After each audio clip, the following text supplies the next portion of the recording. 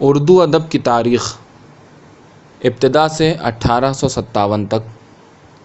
Doctor تبسم کاشمیری. باب number 1. زبان کا ابتدائیہ، پنجاب اور زبان کے ابتدائی نقش کا تصور، نقل لسان کے 2 مراحل. سن 1000 کے آس پاس ہندوستان کے لسانی نقشے کا جائزہ لیں تو معلوم ہوگا کہ 5ویں صدی عیسوی کے لگ بھگ قدیم پراکرتوں کا دور ختم ہو چکا تھا. ان پراکرتوں سے وجود میں آنے والی ابھرنشاؤں یعنی شور سینی، ماگدھی، ارد ماگدھی، مہاراشٹری اور پشاوچی کا زمانہ تیزی سے گزر رہا تھا.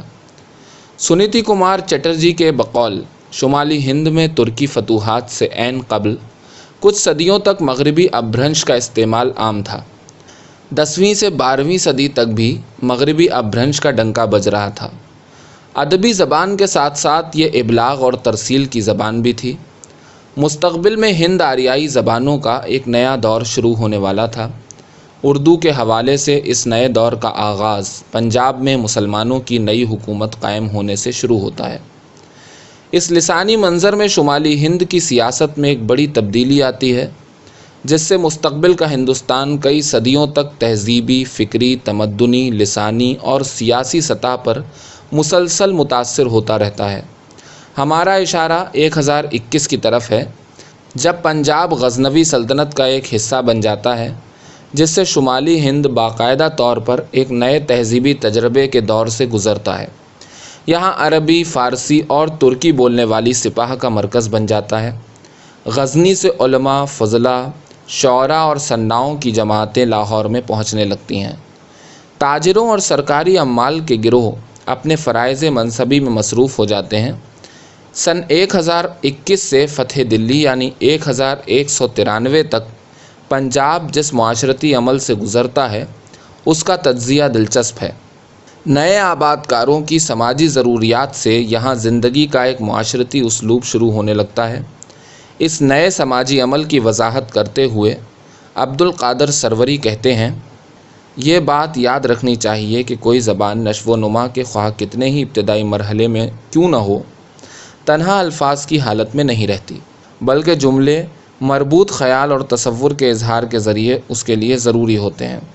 زبانوں کی نشو و نما میں یہ ہوتا ہے کہ جب 2 نسل کے لوگ جو الگ الگ زبانیں کبھی بولتے ہوں، معاشی یا سیاسی اسباب کی بنا پر ایک دوسرے کے ساتھ رہنے سہنے پر مجبور ہو جاتے ہیں، تو ایک نئی زبان نشو و نما پانے لگتی ہے. اس کے اجزاء دونوں کی زبانوں سے ترکیب پاتے ہیں.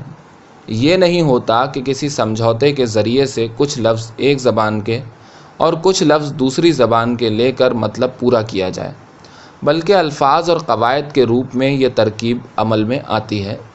ایک زبان جو کسی حیثیت سے برتر زبان ہے اساس بن جاتی ہے، اور فطری انتخاب اور بقائے موضوع کے عمل کے مطابق زبان تشکیل پانے لگتی ہے.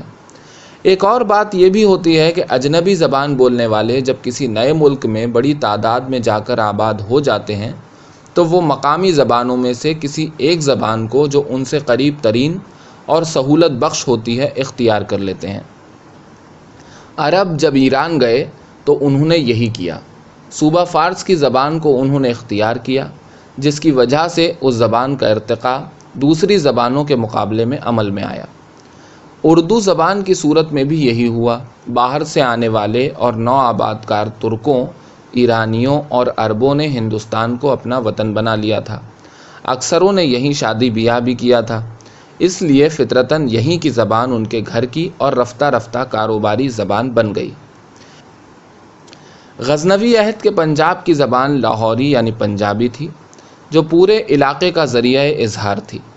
اس زبان پر ایرانی فتوحات اور حملوں کے بعد نئے لسانی اثرات مزید بڑھنے لگے تھے، اور جب 1021 میں غزنوی دور میں لاہور مرکز قرار پایا تو یہ اثرات مزید گہرے ہوتے ہوئے ایک نیا لسانی عمل ظاہر کرنے لگے. ترکی، عربی، فارسی، پنجابی اور مقامی اپبھرنش کے باہمی ملاپ سے زبان کا ایک ایسا اسلوب تیار ہونے لگا جو مقامی آبادی اور نئے آباد کاروں کے لیے نیا ذریعہ اظہار بنتا گیا. یہ سماجی ضروریات کو پورا کرنے والا ذریعہ اظہار تھا. اس کی ابتدائی ساخت میں طویل مدت صرف ہوئی۔ پنجاب پر غزنوی حکومت کے قیام سن 1021 سے لے کر 1193 تک یہ عمل برابر جاری رہا۔ پنجاب کی غزنوی ریاست کا خاتمہ سن 1186 میں ہوتا ہے اور اسی زمانے سے یہاں غوری عہد شروع ہو جاتا ہے۔ پنجاب میں مسلم حکومت کے استحکام کے بعد غوری نئی فتوحات کا سلسلہ شروع کرتے ہیں۔ غزنوی عہد نے پنجاب میں مسلمانوں کو ایک مستقل اور قوی سیاسی طاقت ثابت کر دیا تھا، اور یہ علاقہ اب اتنا مضبوط ہو چکا تھا کہ شہاب الدین غوری کے قدم دلی کی طرف بڑھنے کا خواب دیکھتے ہیں۔ سن 1192 میں ترائن کی جنگ میں پرتھوی راج غوری کے ہاتھوں شکست کھا جاتا ہے، اور یوں شمالی ہند میں راجپوت طاقت بکھرنے کے بعد اگلے برس غوری کا نمائندہ سردار قطب الدین ایبک دلی فتح کر کے اپنے آقا کا خواب پورا کر دیتا ہے۔ سن 1021 کا سن اردو زبان کی تاریخ میں اہم سمجھا جاتا ہے کہ اس سے پنجاب میں غزنوی حکومت کا آغاز ہوتا ہے، اور اس سے مسلمانوں اور مقامی لوگوں کی زبانوں کا اختلاط شروع ہو جاتا ہے۔ یہ اختلاط 165 برس کے لگ بھگ جاری رہتا ہے۔ اس کے بعد 1193 کا سن بے حد اہم قرار دیا جاتا ہے کہ اس سن میں ایک طویل عہد کے لسانی اختلاط کے بعد نئی زبان کا ابتدائی ہیولہ دلی کی جانب چل پڑتا ہے۔ ہم اسے نقل لسان کا پہلا مرحلہ قرار دیتے ہیں۔ نقل لسان میں وہ زبان دلی روانہ ہوتی ہے جو اس علاقے میں باہمی ملاپ سے ذریعہ اظہار کی ابتدائی صورت اختیار کر چکی تھی۔ بقول پروفیسر محمود شیرانی، قطب الدین ایبک کے ساتھ جو لوگ ہجرت کر کے دہلی آ گئے ہیں، اگرچہ یوں تو ان میں مختلف اقوام شامل تھیں، مثلاً ترک جو بڑے عہدوں پر ممتاز تھے، خراسانی جو مناصب دیوانی پر سرفراز تھے، خلجی، افغان اور پنجابی، لیکن ان میں زیادہ تعداد مؤخر الذکر کی تھی جو فوجی اور دیوانی خدمات کے علاوہ زندگی کے اور پیشوں اور شعبوں پر بھی متصرف تھے۔ اس سے قبل اشارہ کیا جا چکا ہے کہ سندھ میں مسلمانوں اور ہندوؤں کے اختلاط سے اگر کوئی نئی زبان نہیں بنی تھی تو غزنوی دور میں جو 170 سال پر حاوی ہے، ایسی مخلوط یا بین الاقوامی زبان ظہور پذیر ہو سکتی ہے، اور چونکہ پنجاب میں بنی ہے اس لیے ضروری ہے کہ وہ یا تو موجودہ پنجابی کے مماثل ہو یا اس کی قریبی رشتہ دار ہو۔ بہرحال قطب الدین کے فوجی اور دیگر متوسلین پنجاب سے کوئی ایسی زبان اپنے ہمراہ لے کر روانہ ہوتے ہیں جس میں خود مسلمان قومیں ایک دوسرے سے تکلم کر سکیں، اور ساتھ ہی ہندو اقوام بھی اس کو سمجھ سکیں، اور جس کو قیام پنجاب کے زمانے میں وہ بولتے رہے ہیں۔ شیرانی کا یہ خیال ہے کہ اردو دہلی کی قدیم زبان نہیں ہے، بلکہ وہ مسلمانوں کے ساتھ دہلی جاتی ہے، اور چونکہ مسلمان پنجاب سے ہجرت کر کے جاتے ہیں اس لیے ضروری ہے کہ وہ پنجاب سے کوئی زبان اپنے ساتھ لے گئے ہوں۔ ڈاکٹر زور بھی اسی خیال کو پیش کرتے ہیں۔ ان کا کہنا ہے کہ زبان ہندوستانی یعنی اردو کا ارتقاء پنجاب ہی سے شروع ہو چکا تھا، مگر اس نقطۂ نظر کے ساتھ ساتھ ان کی ایک رائے یہ بھی ہے کہ اردو کے ماخذوں میں وہ زبان بھی شامل ہو سکتی ہے جو فتح دلی یعنی 1193 کے وقت دلی کے ارد گرد اور دوآبۂ گنگ و جمن میں بولی جا رہی تھی۔ ڈاکٹر زور کا اشارہ مغربی اپبھرنش کی طرف ہے۔ اردو کا سنگ بنیاد دراصل مسلمانوں کی فتح دلی سے بہت پہلے رکھا جا چکا تھا۔ یہ اور بات ہے کہ اس نے اس وقت تک ایک مستقل زبان کی حیثیت نہیں حاصل کی جب تک مسلمانوں نے اس شہر کو اپنا پایہ تخت نہ بنا لیا۔ اردو اس زبان سے مشتق ہے جو بالعموم نئے ہند آریائی دور میں اس حصہ ملک میں بولی جاتی تھی جس میں ایک طرف عہد حاضر کا شمال مغربی سرحدی صوبہ ہے اور دوسری طرف الہ آباد۔ اگر یہ کہا جائے تو صحیح ہے کہ اردو اس زبان پر مبنی ہے جو پنجاب میں 12ویں صدی عیسوی میں بولی جاتی تھی، مگر اس سے تو یہ ثابت نہیں ہوتا کہ وہ اس زبان پر مبنی نہیں ہے جو اس وقت دہلی کے اطراف اور دوآبۂ گنگ و جمن میں بولی جاتی تھی، کیونکہ ہند آریائی دور کے آغاز کے وقت پنجاب کی اور دہلی کے نواح کی زبانوں میں بہت کم فرق تھا۔ سنیتی کمار چٹرجی کے نظریے میں ڈاکٹر زور کی مطابقت ملتی ہے۔ وہ اس خیال کی تائید کرتے ہیں کہ سن 1193 میں فتح دلی کے بعد جس نئی بولی کا سلسلہ شروع ہوا اس کی بنیاد پنجابی اور مغربی اتر پردیش کی مغربی اپبھرنش پر تھی۔ تاریخ کے سفر میں اب ہم اس مقام پر آ جاتے ہیں جہاں شمالی ہند میں ایک اور تبدیلی واقع ہوتی ہے۔ سن 1206 میں قطب الدین ایبک اپنی بادشاہت کا اعلان دلی میں کرتا ہے اور خاندان غلامہ کا آغاز ہو جاتا ہے۔ اب صورت یہ بنتی ہے کہ مرکز سلطنت دلی قرار دیا جاتا ہے اور یہ شہر ہندوستان کی تہذیب و ثقافت اور زبان کا نیا مرکز بن جاتا ہے۔ اس کے ساتھ ہی لاہور کو ثانوی حیثیت حاصل ہو جاتی ہے، مگر لاہور سے ہجرت کر کے دلی جانے والی کثیر آبادی بدستور اپنا کردار ادا کرتی ہے۔ یہاں کے لوگ اپنے ساتھ جو تہذیبی، عسکری اور انتظامی تجربہ لائے تھے، اس کی بنیاد پر وہ دلی میں اہمیت کے حامل رہتے ہیں اور زبان کا وہ ابتدائی ہیولہ جو ان کے ہمرکاب آیا تھا اب ایک نئے لسانی عمل میں ڈھلنے لگتا ہے اور مستقبل کی اردو زبان وجود میں آنے کے لیے تیار ہونے لگتی ہے۔ چٹرجی نے اس بات کی طرف اشارہ کیا ہے کہ فاتحین کے ضلعوں میں دلی آنے والے لوگوں کی بولی جو دلی کے شمال اور شمال مغربی اضلاع کی بولیوں سے بہت سی چیزوں میں مطابقت رکھتی تھی، نمونہ بن گئی اور اسی سے اس نئی کاروباری زبان کی ممتاز خصوصیات فراہم ہوئیں جو اس نئے دارالسلطنت میں وجود پذیر ہوئی تھیں اور جس کو وسطی علاقہ یعنی ہندوستان کے لوگ، ہندیائے ہوئے ترکی، ایرانی اور مسلم پنجابی جن کی نئے آنے والوں میں بڑی تعداد تھی، سبھی بولتے تھے۔ یہ بات تاریخی حقیقت کے طور پر مسلمہ ہے کہ اردو زبان کے لسانی لاشعور میں پنجابی کی گونج آج بھی موجود ہے۔ یہ گونج سلاطین کے دہلوی دور میں بھی سنی جا سکتی ہے اور اس کے بعد دکن کے میدانوں میں بھی دکنی کی شکل میں اس گونج کو ہم برابر سنتے رہتے ہیں۔ اس لیے یہ کہنا ایک تاریخی حقیقت ہے کہ اردو کا آغاز پنجاب ہی سے شروع ہو چکا تھا، لیکن اس کے ثانوی مدارج دوآبہ، گجرات اور دکن میں تکمیل کو پہنچے۔ دہلی میں یہ زبان 150 سال تک رہنے کے بعد گجرات اور دکن کا رخ کرتی ہے۔ سن 1193 میں لاہور سے نقل لسان کی جو کارروائی ہوئی تھی، وہ آنے والے ادوار میں دلی کے اندر مقامی اور نواحی علاقے کی زبانوں سے لسانی عمل اور رد عمل کی منزلوں سے گزرتی رہتی ہے۔ لاہور سے دارالسلطنت دلی پہنچنے والا زبان کا ابتدائی ہیولہ آہستہ آہستہ اپنی شکل و صورت ابھارنے لگتا ہے۔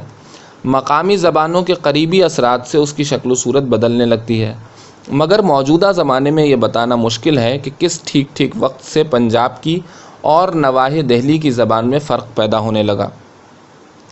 سن 1193 کے بعد سلاطین کے دور میں اردو زبان دلی کے اندر اپنی نئی لسانی تشکیل کے ابتدائی دور سے گزرتی ہے اور رفتہ رفتہ زبان اس قابل ہو جاتی ہے کہ اس کا ابتدائی ادب بھی تخلیق ہونے لگتا ہے۔ اس سلسلے میں امیر خسرو کی مثال پیش کی جا سکتی ہے۔ خسرو کی شکل میں زبان دہلوی کا ابتدائی نمود کا نمونہ دستیاب ہوتا ہے۔ اردو زبان کے بارے میں ایک بات ذہن میں رہنی چاہیے کہ اس زبان کی ابتدا، تشکیل اور ارتقاء میں فوجی مہمات کا گہرا دخل ہے۔ اس زبان کا لسانی سفر ان فوجی مہمات کے زیر سایہ طے ہوتا رہا ہے۔ تاریخ کے صفحات پر نظر دوڑائیں تو قطب الدین ایبک کی فتح دہلی کے بعد پنجاب سے سپاہیوں کا ایک بڑا لشکر دلی میں اس دور میں داخل ہوتا ہے جب خسرو خلجی خاندان کے تمام افراد اور سلطان مبارک شاہ خلجی کو اپریل سن 1321 میں قتل کر کے دلی کی بادشاہت پر قبضہ کر لیتا ہے۔ اس کے چند ماہ بعد ہی پنجاب کا حاکم غازی ملک خلجی خاندان کی تباہی کا بدلہ لینے کے لیے خسرو پر حملہ آور ہوتا ہے اور اسے شکست دیتا ہے۔ اگست سن 1321 میں امرا کی فرمائش پر ملک ہی خلا کو پر کرنے کے لیے دلی کے تخت پر بیٹھتا ہے اور تاریخ میں غیاث الدین تغلق کے نام سے مشہور ہوتا ہے۔ اس تاریخی واقعے کے بارے میں پروفیسر محمود شیرانی اس طرح سے روشنی ڈالتے ہیں: جب خسرو نمک حرام نے غداری کر کے خلجی خاندان کے تمام افراد کو قتل کر دیا اور خود تخت دہلی پر قابض ہو گیا، غازی ملک کی رگ حمیت حرکت میں آئی۔ وہ ایک بڑی فوج کے ساتھ دہلی کی طرف بڑھا اور خسرو نمک حرام سے اپنے آقاؤں کے خون کا بدلہ لے کر عام خواہش کے مطابق 728 ہجری میں بادشاہ ہندوستان بن گیا اور غیاث الدین تغلق کے نام سے تاریخ میں مشہور ہوا۔ یہ اس کے افعال شریفہ کا انعام تھا کہ غازی کو تخت ہندوستان مل گیا۔ لیکن ہمارے لیے سب سے زیادہ دلچسپی کا امر یہ ہے کہ غیاث الدین پنجابیوں کے لشکر کے ساتھ دہلی میں داخل ہوتا ہے، جس نے وہاں آباد ہو کر دہلی کی زبان پر بے حد اثر ڈالا ہوگا اور دہلی کے کوچہ و بازار میں ہر طرف پنجابی اور پنجابی بولنے والے نظر آتے ہوں گے۔ جب نارمنوں کی فتح نے انگریزی زبان پر ایک نہ مٹنے والا اثر ڈالا اور ہمیشہ کے لیے اس کی رفتار کو بدل دیا، تو ہم اندازہ لگا سکتے ہیں کہ دہلی پر ان پنجابیوں نے کس قدر اثر ڈالا ہوگا جو دیپال پور سے اٹھ کر دہلی آباد ہونے کے لیے آ گئے تھے۔ اگرچہ دہلی کے مسلمان اس سے پیشتر بھی کوئی ایسی ہی زبان بول رہے تھے جو ان دیپال پوریوں کی زبان کے بہت قریب تھی۔ یہ زبان فوجی مہمات ہی کے نتیجے میں نقل لسانی پر مجبور ہوئی اور لاہور سے دلی پہنچی۔ اس کے بعد بھی ہم دیکھتے ہیں کہ عہد سلاطین کی فوجی مہمات کے نتیجے میں یہ زبان شمال سے جنوب کی سمت سفر طے کرتی ہے۔ سلطانی دور میں جنوب کی طرف مہمات کا آغاز عہد خلجی میں ہوتا ہے۔ دکن میں اردو زبان و ادب کی نمود اور ارتقاء کا تعلق بالواسطہ طور پر بر صغیر کے ان سیاسی حالات سے وابستہ ہے جو 13ویں صدی میں اس سرزمین پر پیدا ہو رہے تھے۔ 13ویں صدی کے آخر میں دکن کے بارے میں شمالی ہند کے توسیع پسندانہ عزائم کا بھرپور طور پر آغاز ہوا۔ نتیجتاً محاربات و معارک کا ایک نتیجہ خیز سلسلہ شروع ہو گیا۔ شمالی ہند اور دکن کے درمیان پہلے محاربے کی داستان کچھ اس طرح سے شروع ہوتی ہے۔ سن 1290 میں دلی کے تخت سے سلاطین شمسی کا آخری وارث رخصت ہوا اور جلال الدین فیروز شاہ خلجی تخت سلطنت پر جلوہ افروز ہوا۔ اس وقت سلطان کی عمر 70 سال کی ہو چکی تھی۔ جلال الدین خلجی کا بھتیجا اور داماد علاء الدین خلجی کڑے کا صوبے دار تھا۔ وہ اعلیٰ درجے کا منتظم، بے حد شجاع و جرأت مند انسان تھا اور ساتھ ہی ساتھ از بس طالع آزما نوجوان تھا۔ اس کی ایک نظر بادشاہ کے بڑھاپے پر تھی اور دوسری نظر تخت سلطنت پر۔ وہ سلطان کے انتقال تک تخت کا انتظار کرنے کے لیے تیار نہ تھا، اس لیے ابتدائی طور پر منصوبہ بندی کرنے لگا۔ علاء الدین بخوبی جانتا تھا کہ دلی کے تخت تک پہنچنے کے لیے اسے فوج اور پیسے کی ضرورت ہے۔ انہی ایام میں اسے دکن کے علاقے دیوگیری کے تمول اور مال و دولت سے لدے ہوئے شاہی خزانوں کی خبر ملی۔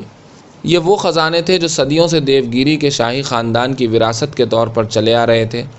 تخت دلی تک پہنچنے کی عجلت کشاں کشاں علاء الدین کو دکن کے اس سب سے خوشحال علاقے میں لے گئی۔ دکن پر حملے کی یہ واردات جلال الدین خلجی سے پوشیدہ رکھی گئی۔ سن 1296 میں دیوگیری کی اس مہم میں علاء الدین کو کامیابی نصیب ہوئی اور وہ دیوگیری کے خزانوں کو سمیٹ کر لوٹ آیا۔ جلال الدین خلجی اس فتح سے بے حد متاثر ہوا اور علاء الدین کو مبارکباد دینے کے لیے کڑے کی طرف آیا، جہاں اسے علاء الدین کی طالع آزمائی اور شقاوت قلبی کا شکار ہو کر سفر آخرت اختیار کرنا پڑا۔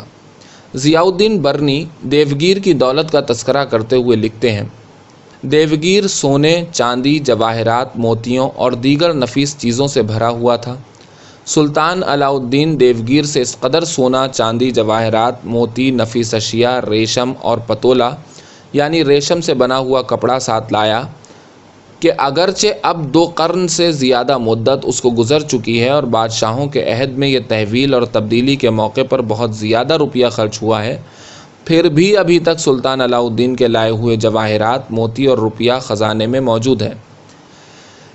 اس میں شک نہیں کہ دیوگیر کی دولت سے وہ تخت دلی تک پہنچ گیا اور ہندوستان میں ایک نئے بادشاہ کے نام کا اضافہ ہوا۔ مگر زبان کی تاریخ میں دیوگیر کی فتح ایک نئے لسانی مستقبل سے وابستہ ہو گئی۔ تاریخ کے اوراق پر پہلی بار دکن کے لوگوں نے شمال کے نئے لوگوں کی زبان سنی۔ اس وقت یہ کون جانتا تھا کہ یہی سیال سی زبان آئندہ صدیوں میں اس خطے کی نہایت اہم زبان بن کر ابھرے گی اور یہیں کے لوگ اس کے سرپرست اور مربی ہوں گے۔ علاء الدین کو فتوحات کا جنون تھا۔ سن 1308 سے سن 1314 تک اس کا سپہ سالار ملک کافور دکنی مہمات میں مسلسل مصروف رہا۔ اس کا مشن دیوگیر کو دوبارہ فتح کرنا تھا، کیونکہ راجہ باج گزار نہ رہا تھا۔ ان مہمات میں ملک کافور کے سپاہی دیوگیر کو رونتے ہوئے وارانگل، دوار سمودر، مابر اور رامیشورم تک جا پہنچے اور یوں شمالی ہند کی زبان بولنے والے عام سپاہی دکن کے طول و عرض میں سفر کرتے گئے۔ علاء الدین اور ملک کافور کی دکن اور جنوب پر فوج کشی اور فتوحات نے قدیم مرہٹی، تیلگو، کنڑی، تامل اور ملیالم بولنے والے لوگوں کی سرزمین میں شمال کی ایک نوخیز زبان کی اشاعت کے لیے راستہ کھول دیا۔ شمال سے جو فوجیں تازہ دم آتیں وہ زیادہ تر ہندوستانیوں، افغانوں اور ترکوں پر مشتمل ہوتی تھیں۔ یہ لوگ دہلی اور اس کے اطراف میں رہتے ہوئے اس زبان کو اختیار کر چکے تھے جو ان علاقوں میں تشکیل پا رہی تھی، اور جب وہ دکن اور جنوبی ہند آئے تو اسی زبان کو اپنے ساتھ لائے۔ پھر ان کے پیچھے بہت سے تاجر، عہدیدار اور ان کے خاندان آئے، اور سب سے اہم وہ صوفی آئے جن کے آنے کا مقصد جنوب میں اشاعت اسلام تھا۔ یہ صوفی زیادہ تر ملتان، لاہور، دہلی وغیرہ سے آئے تھے۔ وہ جنوب کی زبانیں نہیں جانتے تھے اور اپنے علاقے کی زبان ہی کو وہ تبلیغ اور ہدایت کے لیے استعمال کرتے تھے۔ ملک کافور نے جنوب میں کئی جگہ بڑی بڑی فوجی چھاؤنیاں قائم کر دی تھیں، اور یہ فوجیں بھی اردو کے پرانے روپ کو دکن میں پھیلانے میں بہت معاون ثابت ہوئیں، لیکن ان کا اثر تلنگانے، کرناٹک اور ملابار تک بہت کم پہنچا۔ وہ رفتہ رفتہ دیوگیر اور خلد آباد اور اس کے بعد بیجاپور تک پھیل گیا، اور یہی مقامات ابتدائی اردو ادب کی نشو و نما اور زبان کی تشکیل کا گہوارہ بنے۔ یہ تھی شمال اور دکن کے درمیان ابتدائی مارکوں کی داستان۔ زبان کے اعتبار سے یہ مارکے نتیجہ خیز تو نہ ہو سکتے تھے، مگر ان کے آغاز سے ایک نئے لسانی عمل کے پنپنے کے امکانات ضرور پیدا ہونے لگے۔ چنانچہ جوں جوں دکن کے معاملات میں شمالی ہند کی دلچسپی بڑھی، یہ امکانات بھی اسی حوالے سے بڑھتے چلے گئے، اور بعد ازاں جب شمال کی عسکری اور انتظامی قوت دکن میں مستقل طور پر قائم ہوئی تو زبان کی افزائش کا ایک نیا دور شروع ہو گیا۔ یہ نیا دور سن 1327 سے شروع ہوتا ہے۔ اس زمانے میں سلطان محمد تغلق نے یہ تاریخی اعلان کیا کہ دلی کے بعد دیوگیر کو دوسرا مرکز سلطنت قرار دیا گیا ہے۔ بادشاہ نے فرمان جاری کر دیا کہ دلی کے تمام شہری، عورتیں، مرد، بچے، بوڑھے، جوان، سب کے سب دیوگیر منتقل ہو جائیں۔ یہ اعلان دلی کی تاریخ میں ایک آشوب کی حیثیت رکھتا ہے۔ پشت پر اہل دلی کے لیے یہ فیصلہ قیامت سے کم نہ تھا، مگر قدیم اردو کی تاریخ میں یہ زمانہ بنیادی اہمیت کا حامل قرار پاتا ہے۔ اس زمانے میں دلی میں بننے والی زبان آبادی کی کثیر تعداد کے ساتھ دکن کی جانب ہجرت کرتی ہے۔ اس اعتبار سے یہ ایک قسم کی لسانی ہجرت کا دور بھی تھا، اور یہ ہجرت جس کے پیچھے آنسو بھی تھے اور آہیں بھی، اردو زبان کی تاریخ میں ایک بہت اہم واقعے کی حیثیت اختیار کر جاتی ہے۔ اردو زبان کے لیے علاء الدین کی جنگی مہمات کے بعد یہ دوسرا اہم واقعہ تھا۔ اردو زبان کی تاریخ کے حوالے سے لاہور کے بعد نقل لسان کا یہ دوسرا مرحلہ تھا، اور اس مرحلے سے اردو زبان و ادب کا ایک نیا باب شروع ہونے والا تھا۔ دیکھنے کی بات یہ ہے کہ وہ کون سے عوامل و محرکات تھے جو محمد تغلق کو مجبور کر کے دکن کی سرزمین کی طرف لے گئے۔ اس کی ایک وجہ تو یہ تھی کہ ہندوستان کے مشرق، مغرب اور جنوب میں سلاطین دلی نے وسیع پیمانے پر فتوحات تو حاصل کر لی تھیں، مگر ان علاقوں پر مستقل طور پر قبضہ برقرار رکھنا ایک مسئلہ بن گیا تھا۔ دکنی علاقوں کو بالخصوص مستحکم کرنے کی بہت ضرورت تھی، مگر اس دور کے ذرائع نقل و حمل بے حد سست تھے۔ بغاوتوں کی صورت میں متعلقہ علاقوں تک پہنچنے میں بہت وقت صرف ہو جاتا تھا۔ اہم مسائل کو حل کرنے کے لیے سلطان اور علاقائی حاکموں کے درمیان رابطہ قائم کرنے میں بھی بہت تاخیر ہو جاتی تھی۔ فاصلے کی وجہ سے سلطان اپنے صوبے داروں پر اچھی طرح سے نگاہ بھی نہ رکھ سکتا تھا۔ اس کے علاوہ جب سلطان بغاوتوں کو فروغ کرنے یا دیگر معاملات کے لیے دور دراز کے علاقوں کا سفر کرتا تو مرکز سلطنت لمبے لمبے وقفوں کے لیے اس کے بغیر کام کرنے پر مجبور ہو جاتا تھا۔ یہ صورتحال سلطنت کے لیے اچھی نہ تھی۔ ان حالات میں محمد تغلق نے مرکز سلطنت کے بارے میں غور و فکر شروع کیا۔ بقول فرشتہ سلطان کا خیال تھا کہ پایہ تخت کا سلطنت سے وہی تعلق ہونا چاہیے جو دائرے کے خطوط کا مرکز سے ہوتا ہے۔ چنانچہ سلطان محمد تغلق نے دیوگیر کا انتخاب اس لیے کیا تھا کہ اس مقام پر رہتے ہوئے وہ پورے ہندوستان پر نسبتاً آسانی سے قابو پا سکتا تھا۔ یہ وہی شہر تھا جسے خسرو نے سن 1322 میں یہ دیکھ کر کہا تھا کہ یہ جنت ہے، اور اس شہر کی تعریف میں مثنوی صحیفۃ الاوصاف تصنیف کی تھی۔ اس میں شک نہیں کہ دلی میں مدتوں سے آباد خاندانوں کو محمد تغلق کے اس فیصلے نے جڑ سے اکھاڑ کر دیوگیر یعنی دولت آباد بھجوا دیا۔ اس آشوب کی داستان کا ایک حصہ برنی نے بیان کیا ہے۔ وہ کہتا ہے کہ محمد تغلق کے فیصلے نے دلی شہر کو، جو بغداد اور قاہرہ کا ہم پلہ بن گیا تھا، ویران کر دیا، یہاں تک کہ شہر کی آبادی اور ارد گرد کے قصبات میں کتے اور بلی کو بھی نہ چھوڑا۔ ابن بطوطہ نے ایک اندھے کا بھی ذکر کیا ہے جس کے بارے میں بادشاہ کا حکم تھا کہ اسے گھسیٹ کر دولت آباد پہنچا دیا جائے۔ چنانچہ وہ بیچارہ اندھا تغلق کے سپاہیوں کے ساتھ لاٹھی ٹیکتا، گرتا پڑتا، ایک ٹانگ گنوا کر دولت آباد پہنچا تھا۔ نئے دارالسلطنت کے قیام سے دلی کے ممتاز علماء و فضلاء، شعراء اور صوفیوں کے قافلے دولت آباد کی طرف روانہ ہوئے اور یوں دلی اور نواحی آبادی کا کثیر حصہ بادل ناخواستہ ہجرت کر کے دولت آباد جا بسا۔ ان آنے والوں میں بڑے بڑے صوفی تھے۔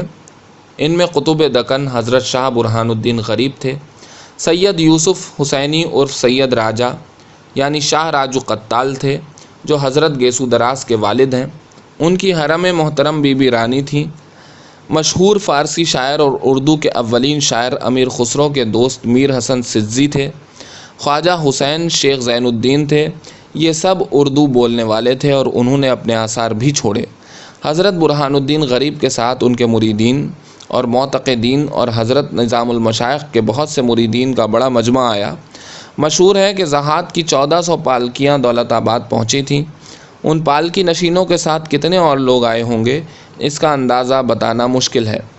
سلطان محمد بن تغلق کی والدہ مخدومہ جہاں بھی تشریف لائی تھیں۔ محمد تغلق کے اس فیصلے سے دلی کی تہذیب و ثقافت کے ساتھ ساتھ اردو زبان اپنی ابتدائی صورت میں دکن جا پہنچی تھی۔ اردو کے حوالے سے یہ نقل لسان کا بہت بڑا عمل تھا۔ شمالی ہند سے پہلی بار آبادی کا اتنا بڑا حصہ جنوبی ہند میں منتقل ہوا تھا۔ دکن کی سرزمین پر شمالی ہند کی زبان بولنے والی آبادی کی آباد کاری سے ایک نیا لسانی عمل شروع ہوا۔ آہستہ آہستہ سماجی عمل بڑھنے سے دکن کی زبانوں سے زبان دہلوی کا میل ملاپ ہوا اور مقامی بولیوں اور زبانوں کے اشتراک سے زبان دہلوی ایک نئی شکل اختیار کرنے لگی اور یہی شکل بعد ازاں دکنی کہلائی جو قدیم اردو کی ابتدائی شکل ہے۔